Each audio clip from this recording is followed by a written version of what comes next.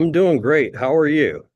Oh man, I'm celebrating the end of summer. Can you tell? Because there Uh, won't be very many more days, I hope, to well, wear these little shirts. it's a little cooler where I'm at today. I have the privilege of coming to you live from we're on other sides of the continent at this point in time. I'm over in Toronto at the Council of Multiple Listing Services this week. For Love those that. who are Yeah. not familiar, the Council of Multiple Listing Services is exactly what it is. Yep. Uh, it's a place where multiple listing services come together and discuss policy, events, and the future of multiple listing service as it stands today. So a lot going on in the industry. It's good to serve and to be at these meetings. Gives you a lot of great insight to be able to lead a company, see the future, and help agents as we navigate the roads ahead, of course. Well, the last time I was at that conference, it was being held here in Tucson. So that was a number of years ago. It was certainly interesting. But listen, today I kind of, and maybe you're in a good place to talk about this. I'm kind of fascinated and interested to talk about this merger, that's happening right now. Apparently Compass is buying in the process of buying Anywhere Real Estate. So that's kind of big. And maybe some of the viewers will remember that in March of last year there were a lot of rumors about Compass buying home services. And at the time, I was saying, I don't know, it doesn't seem likely because Buffett could just write a check for that.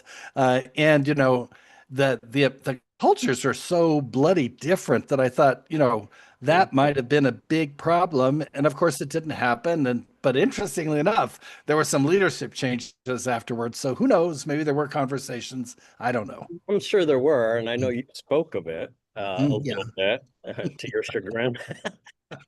But Well, things happen. but I had a great conversation about this this morning Yep. with somebody that I have complete respect for, and that's one of the great things about attending conferences like this. You get such an amazing amount of knowledge, viewpoints from people who've been in the industry. This person, David Sharon, Charron, has Okay. been MLS executive for decades, very well regarded in the industry. And when we started speaking about it, it's like, it doesn't make sense to me. He said, well, what it reminds me of is, do you remember when AOL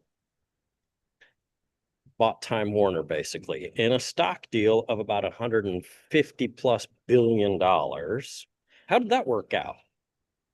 Not so well, and when I think about this, I mean, there's some big hurdles here from my perspective.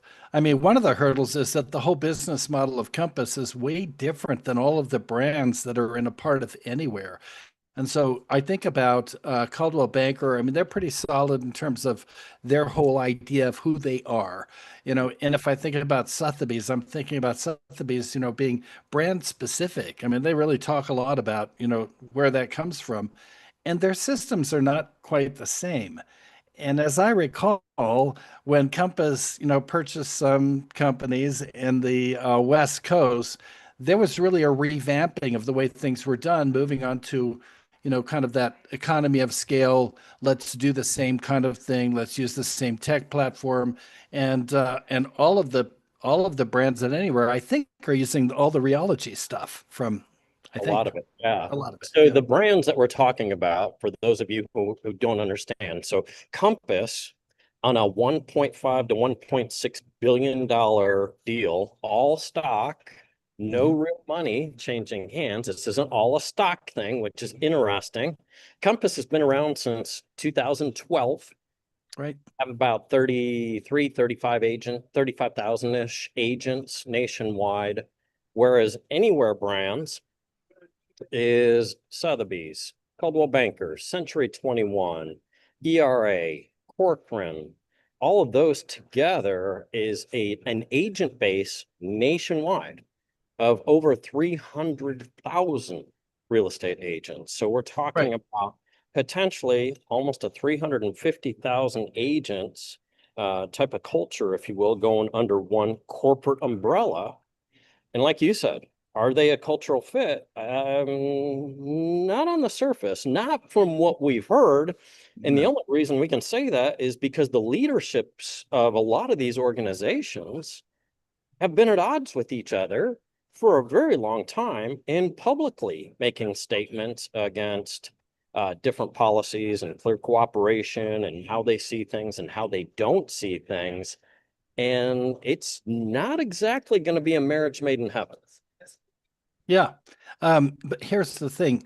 I'm going to speak to the opposite side because what we have heard is that we're not going to touch the way things are done, that we're just, we're just going to put everybody under the umbrella. But Okay. I don't really see how that works because if you got an economy of scale, you got to make things the same.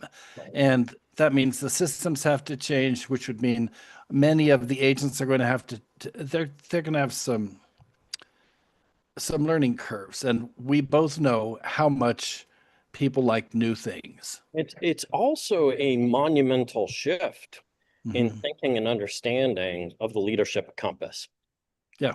So follow me on this, but they don't have a lot of affiliate-based people. They're all under the umbrella, if you will, majority. Yeah. They've spent a lot of money. They've had maybe one or two profitable months in their almost 13 years of existence at this point in time. They have about a $500 million in debt.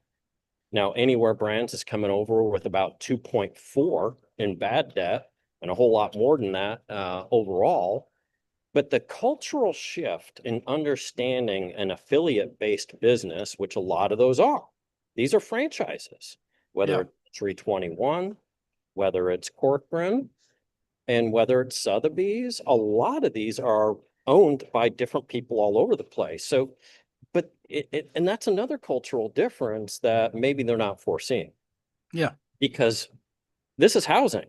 This isn't just technology. This is housing, a lot more regulation, a lot more things going on from fair housing, antitrust. Maybe some people have talked about antitrust in the last couple of years. If you're not, you've got a problem because just remember, if you have all these people that are different brokers in some markets, competitive brokers in brokerages being owned and or brokered by different people, you Mm. can't even share inventory in certain ways, or it could potentially be a violation of current rules in certain markets. And if you're talking about anything with regard to compensation, with business practices in certain ways, it could be an antitrust issue, even under the corporate umbrella, because you have individual companies in there. Yeah. I mean, Well, I came out of that umbrella because, at one point I was an affiliate. I yeah, I owned, was going to say you certainly know all about being an oh, affiliate yeah. franchisee. Yeah.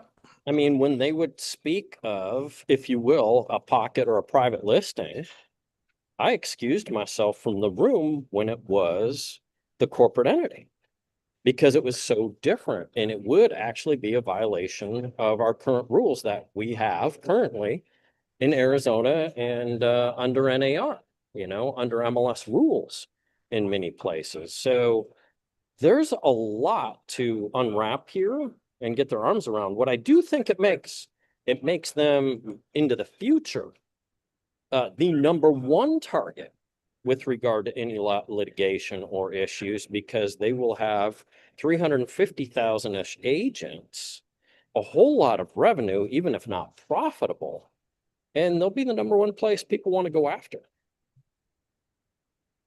Yikes. I mean, when you start talking about all the debt service, that's just what exists. And honestly, some money will have.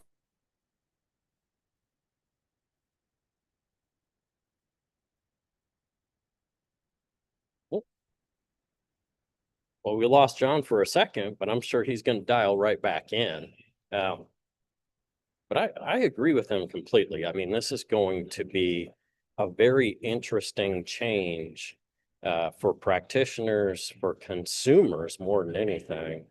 I think it's going to be a little bit of confusion in the marketplace as to if you're working with a particular brokerage, are you working under the Compass umbrella?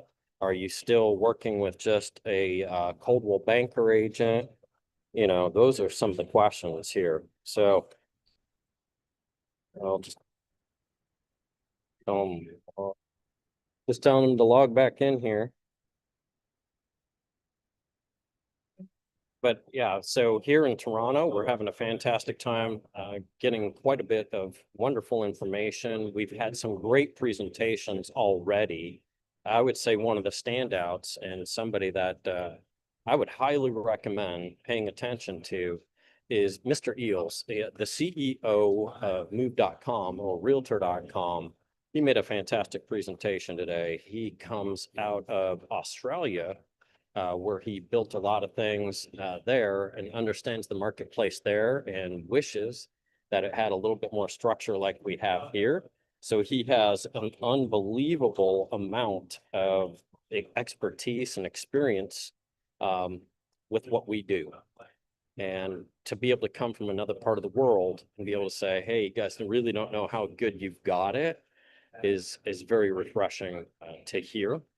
And he challenges a lot of the mindset of the people out there talking about private listings and how it's not great for the consumer and things that could be better in Australia, which is where he came from, and how good it is here.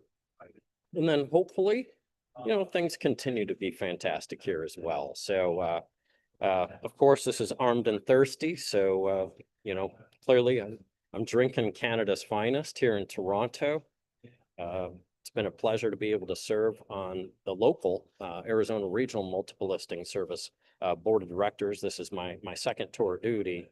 And like I said earlier, it allows me the opportunity to not only give back, but also learn about our industry, be able to advocate and stay knowledgeable about the issues that affect the people who practice real estate within our brokerage, and even more, how they can impact consumers and guide consumers appropriately to make sure that our buyers and sellers that we have the privilege of representing get the best service available to them. So it doesn't look like John's going to be able to get back here. So I'm just going to go ahead and sign off, and feel free to like and subscribe. All of you have a fantastic week, and we'll see you here soon.